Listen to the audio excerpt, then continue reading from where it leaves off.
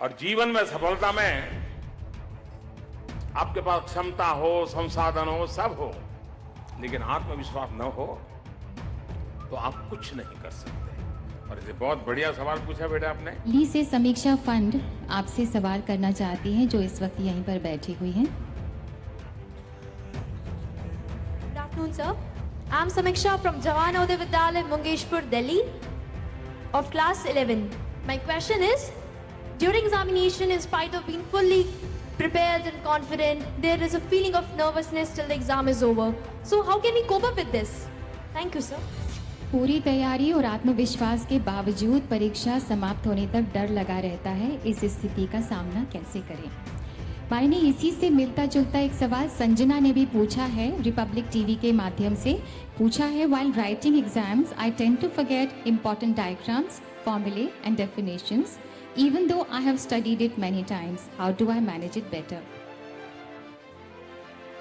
ऐसा ही सवाल कई बच्चों ने पूछा है। हर्ष शुक्ला हैं, जो कि 9वीं कक्षा के छात्र हैं और पुणे में रहते हैं। पूछ रहे हैं कि परीक्षा के समय हम अति कठिन तैयारी करते हैं, खाना पीना तक भूल जाते हैं।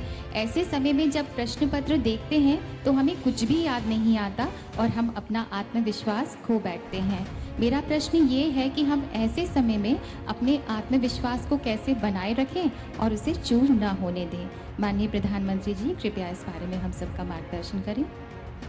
आप में से कितनों को लगता है कि आपका आत्मविश्वास हिल जाता है? कितनों को लगता है?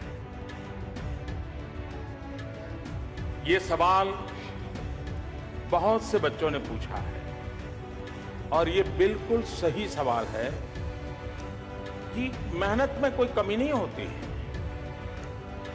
खुद ने भी मेहनत की होती है, अपने पेरेंट्स ने भी की होती है, टीचर्स ने भी की होती है।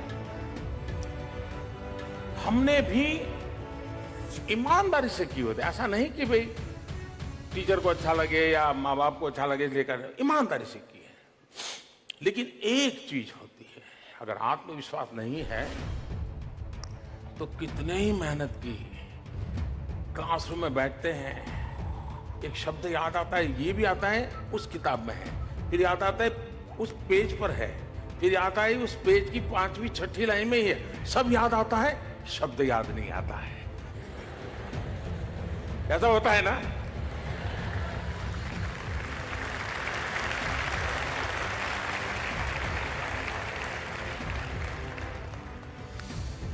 मैं बचपन में विवेकानंद जी को बहुत पढ़ता रहता था। वो हमेशा एक बात कहा करते थे, अहम ब्रह्मास्मि।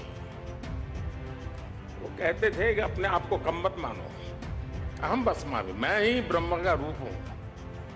यानी आत्मविश्वास जगाने की बात करते थे। दूसरी भी एक बात बड़ी मजेदार विवेकानंद जी क्या करते थे, वो कहते थे, और उस जमाने में 33 करोड़ देवी देवताओं की चर्चा हुआ करती थी। वो कहते हैं कि तुम 33 करोड़ देवी देवताओं का पूजा पाठ करो, 33 करोड़ देवी देवता तुम पर आशीर्वाद बरसाएं, सारी कृपा बरसाएं, लेकिन तुम्हारे अंदर कोई विश्वास नहीं होगा, आत्मविश्वास नहीं होगा, वो 33 करोड़ देवी देवता भी कुछ नहीं करेंगे।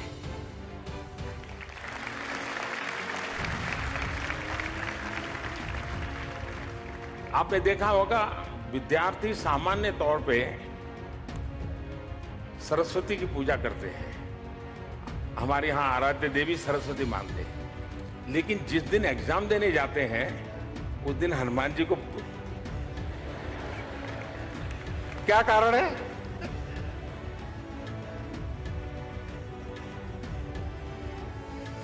ऐसा क्यों करते हैं?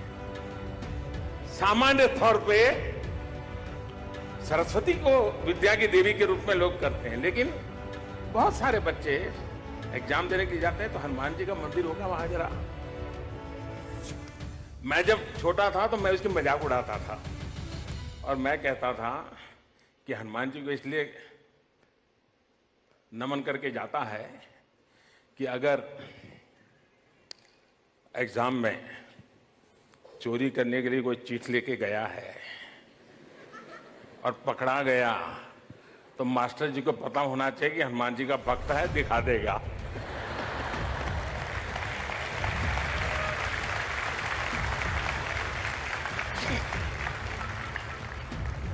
खैर वो तो मैं स्कूल के अंदर चुटकुले सुना देता था तो उसका हिस्सा था, लेकिन हकीकत ये है कि मन में एक भाव रहता है आत्मविश्वास का, बहुत आवश्यक है। और ये आत्मविश्वास कोई जड़ी बूटी नहीं है जी कि मम्मी कह दे आज एग्जाम में जाने से पहले ये टैबलेट ले लेना, वो ऐसे नहीं होता है। आत्मविश्वास वो कोई लंबा सा भाषण सुन ले तो भी आत्मविश्वास आ जाता, ऐसा नहीं है। हमने अपने आप को हर पल कसौटी पर कसने की आदत डालनी चाहिए। कभी मान लीजिए हमारे घर में कहीं पर छोटी पहाड़ी है या घर के पास कहीं कोई बड़ा मकान है, स्टेयरकेस है, होता है कि अभी 3 मंजिला मकान है, चलो देखते हैं 3 दोस्त, सबसे पहले स्टेयरकेस पे कौन चढ़ के जाता है? जो चढ़ेगा उसको आत्मविश्वास आएगा, जो नहीं चढ़ेगा उसको लगेगा मैं भी चढ़ू, वो दूसरे दिन मेहनत करेगा। आत्मविश्वास हर कदम पर कोशिश करते करते करते बढ़ता है और हम उसको अचीव कर सकते हैं। और इसलिए निरंतर ये कोशिश होनी चाहिए कि मैं जहां हूं उससे मुझे कुछ और अधिक करना है और इसके लिए जो मुझे करना पड़ेगा वो मैं करूंगा। आप लोग एग्जाम के समय शायद टीवी देखते नहीं होंगे, लेकिन अभी अभी एक खबर मेरे दिल को छू गई। अभी साउथ कोरिया में विंटर ओलंपिक चल रहे हैं। उस विंटर ओलंपिक में कनाडा का एक नौजवान मार्क खेल रहा है और उसको वो स्नोबोर्ड का खिलाड़ी है। और आप लोग स्कूल बोर्ड के खिलाड़ी हो, वो स्नोबोर्ड के एग्जाम दे रहा था, आप लोग स्कूल बोर्ड के एग्जाम दे रहे हो, और वो ब्रॉन्ज मेडल ले आया।